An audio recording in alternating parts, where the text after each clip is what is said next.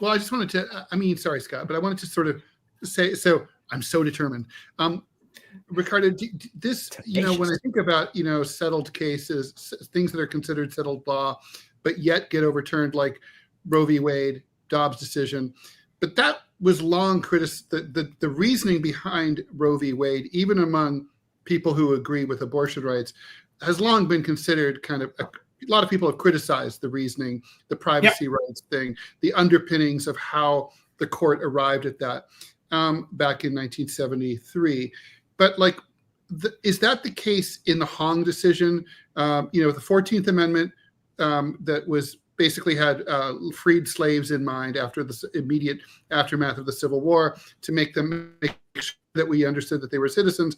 That is now viewed, because of this decision from 1897 or something, that says basically this Asian American went to courts and prevailed, and they said, clearly that includes basically, if you're born in the U.S., you're born on the U.S. soil, you're American, period, and full stop. How is that decision viewed? Is it viewed as a well-reasoned decision that the Supreme Court would be loath to overturn, or is it vulnerable in the same way that Roe was? No, I don't think it's vulnerable. What you have to understand, though, is that at the time of that decision, and this particular plaintiff, Wong, had been born in San Francisco, I think it was, had traveled to China. His parents were Chinese nationals, had traveled to China, had come back, no issue whatsoever, went back for a second time, and by the time he comes back, I think they already had passed the anti-Chinese immigration laws at that point. So he's denied entry back into the United States because he was, they considered not a U.S. citizen. The problem with that case, in essence, in terms of comparing it to today's situation, is that citizenship as such was not uniform in the United States. Right? Citizenship, funny enough, was state-based. If you were able to establish residency in a place like California or Florida, right, you were conferred citizenship by being a citizen of that state. So each state would issue, as a matter of fact, different certificates of citizenship. So it was a patchwork. And were there different standards to become a citizzen in each I think it became to each state, up to each state, whether the person was declared a citizen or not. Really? Up before a federal judge and all that kind of stuff. But it was a patchwork. It was very strict, right? Until Congress came in and passed the Naturalization Act, et cetera, et cetera. I think the particulars of the Wong case are relevant in terms that they clearly establish, according to the time, that this individual had been born in California, had been given citizenship by the state, and therefore was considered a U.S. citizen.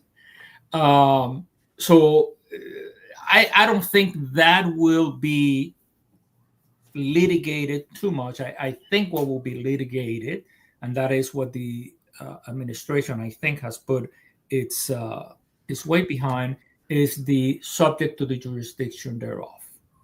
Mm-hmm. Let me jump in. And these seem like odd things to bring up, but they were highlighted in NPR's reporting of the oral arguments yesterday. Are they still around? I thought we had taken out their They are still around, interestingly enough, and they still infuriate people. But that's beside the point. They were reporting that Solicitor General says that the White House, and they did pull up the audio from the oral discussion, said that they may not, the White House may or may not recognize the appeal court injunctions.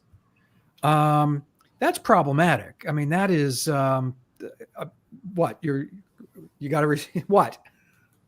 Yeah, I know it's problematic when you have a branch of the government saying, "I'm not going to recognize some judicial order, even if that order says you cannot deport X, Y, and Z to El Salvador. We're going to ignore it. We're just going to do it." Mm-hmm.